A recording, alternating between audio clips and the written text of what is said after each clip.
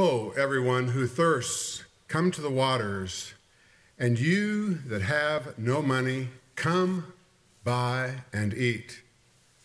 Come, buy wine and milk, without money and without price. Why do you spend your money for that which is not bread, and your labor for that which does not satisfy? Listen carefully to me, and eat what is good, and delight yourselves in rich food. Incline your ear and come to me. Listen so that you may live. I will make with you an everlasting covenant, my steadfast, sure love for David. See, I made him a witness to the peoples, a leader and commander for the peoples. See, you shall call nations that you do not know, and nations that do not know you shall run to you. Because of the Lord your God, the Holy One of Israel, for he has glorified you. Seek the Lord while he may be found. Call upon him while he is near. Let the wicked forsake their way, and the unrighteous their thoughts. Let them return to the Lord, that he may have mercy on them, and to our God, for he will abundantly pardon. For my thoughts are not your thoughts, nor are your ways my ways, says the Lord. For as the heavens are higher than the earth, so are my ways higher than your ways, and my thoughts than your thoughts. For as the rain and the snow come down from heaven and do not return there until they have watered the earth, making it bring forth and sprout, giving seed to the sower and bread to the eater, so shall my word be that goes out of my mouth. It shall not return to me empty, but it shall accomplish that which I purpose and succeed in the thing for which I sent it. For you shall go out in joy and be led back in peace. The mountains and the hills before you shall burst into song, and all the trees of the field shall clap their hands. Instead of the thorn shall come up the cypress, instead of the briar shall come up the myrtle, and it shall be to the Lord for a memorial, for an everlasting sign that will not be cut off.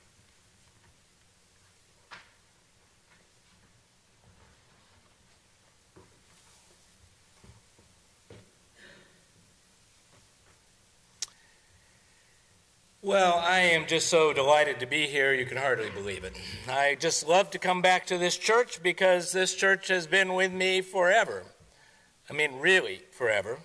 My mother and father joined the church 1 year after the charter closed, and they became members, and I was baptized here just very shortly after the congregation was formed in the room where there's now a Jewish community that gathers. That was a sanctuary where I was baptized. I don't think it was this font. I think it was another one.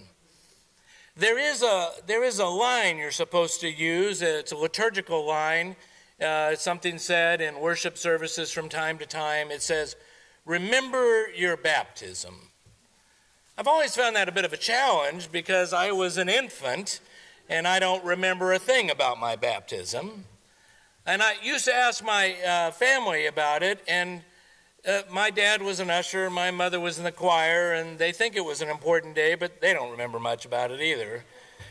So I've been stumped with this "remember my baptism" line until a few years ago when I saw someone baptize an infant, and they said, "Now they're a member of this congregation." And I thought, that's not right. It's not really what it is. Now they're a member of the Church Universal. And so I want to start today by bringing you a few greetings from churches that I've been fortunate to be in their pulpit of or worship with, and bring greetings to you from them to give you a sense of the flavor of what it means to be a part of the church that's more than the congregation gathered. I want to start with a congregation that gathers in Pandu in Ghana, in the region of Ghana in West Africa called the Volta region. And when they gather for worship there, they start early in the morning and they go most of the day. Maybe we'll try that. But there aren't any windows in the church in Pandu because it's never cold enough to need to have a window and never rich enough to have air conditioning. The people in Pandu worship with such incredible enthusiasm, unbelievable. They take an offering 3 times. And when the offering starts, somebody gets up with a trumpet and plays a sound, and someone else beats a drum, and they dance their money forward. Now, these are people who live on less than $2 a day, but such joy they have in worship. Part of the Evangelical Presbyterian Church in Ghana, our partner church in West Africa. And then I want to bring you greetings from Oa Christian Church in the island of Pohnpei. I was very fortunate to preach there. In Pohnpei, it's an island in the South Pacific, Micronesia, and it is so hot you cannot believe it. You know, they say it's humid in Kansas City and in St. Louis, and we talk about relative humidity, 80, 90%.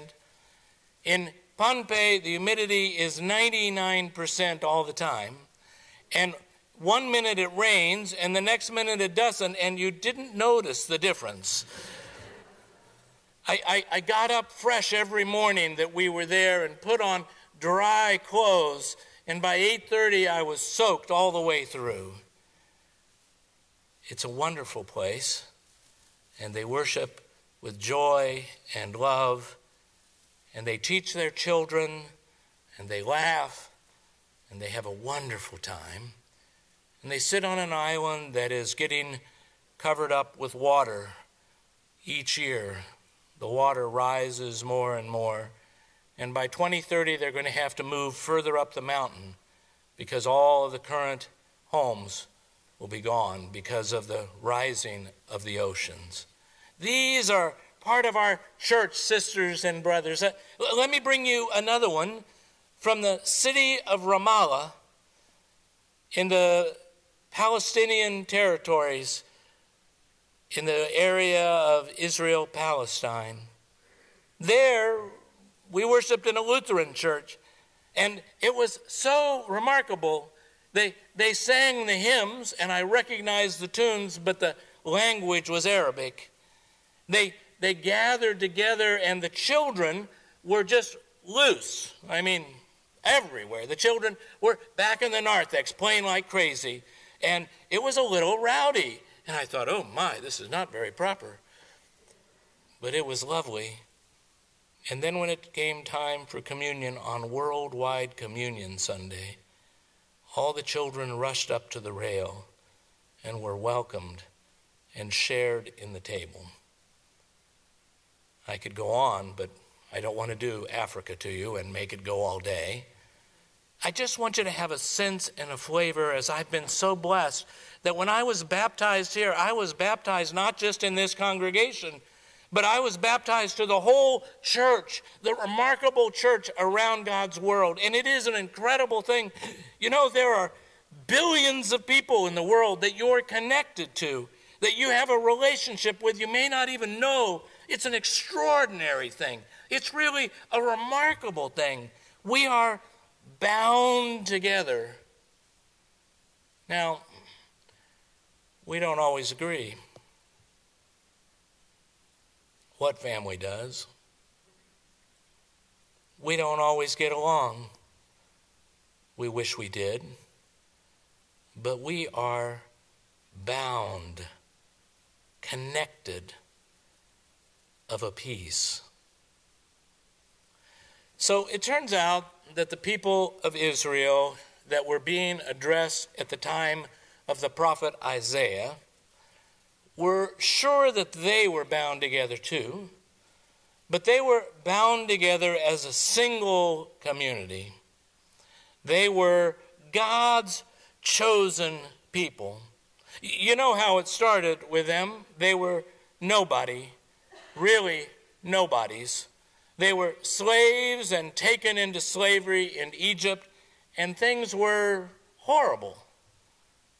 They had neither the fruits of their labor or the freedom to enjoy their family and children. Their lives were taken from them and by the Pharaoh and slavery. And then they got free. And when they got free, they just became ecstatic with joy. And they became a people, and they got to a promised land, and they established a nation, and they became a real people, an identity. They were somebody now. And they were somebody for generations and generations and generations.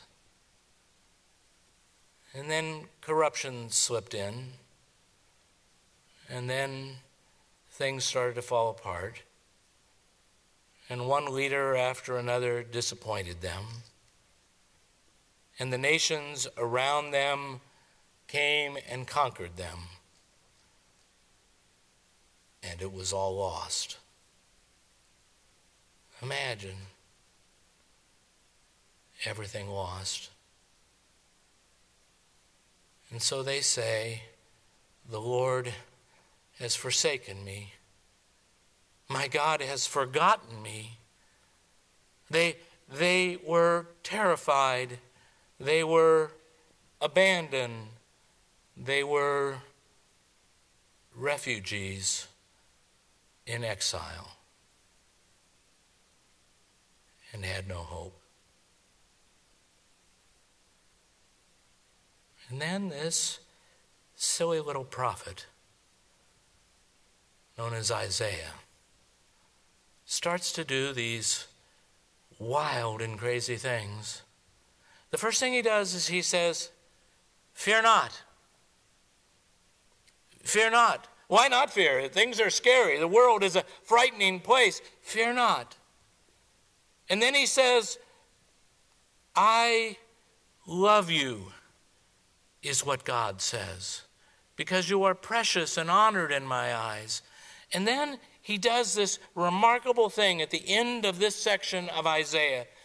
In case you had fallen asleep, he uses an expletive, an exhortation, a word that's translated here in English as, "Ho! You were asleep, wake up. Ho! Don't miss this. Ho! Ho! Ho! Ho! Wake up. Listen, this is important. Pay attention here." And what he says next is, "Ho! Everyone who thirsts." Ho! Everyone. Everyone. Everyone. Everyone. Everyone. Everyone. Everyone. Everyone. Everyone. Everyone. Everyone. Ho! Everyone. Everyone. Everyone. Everyone. Who? Everyone who thirsts, come and have drink without price, and eat good things. Come. Oh, everyone. The people of Israel, like so many people do, were persuaded over the generations that God was on their side and not the others. They were persuaded that God was for them and against those people. They were persuaded that they were chosen and the others were not. And it became a tradition and a practice, a lot like how we have those big rubber foam hands that say, "We're number one." and everybody else is 2, 3, 4, somewhere down the line. They were persuaded that they were the ones. And then everything fell apart. And the prophet brings this crazy word from God. And it's a word that says, oh, everyone, not just you, everyone. Not just those who are like you, everyone. Not just those who are from here, everyone. Not just those that I agree with, everyone. Not just those that I like, everyone. Not just everyone. Who? Everyone, everyone, everyone. Think again. You have been thinking one way, and as you've thought this way, you have decided that you're in, they're out. But no, the prophet says, your thoughts are not God's thoughts. As the heavens are higher than the earth, so are God's thoughts higher than yours. As God's ways are higher than our ways. For us, it's too easy to think it's about us, but it is not. It is about everyone who is welcomed by God. Everyone.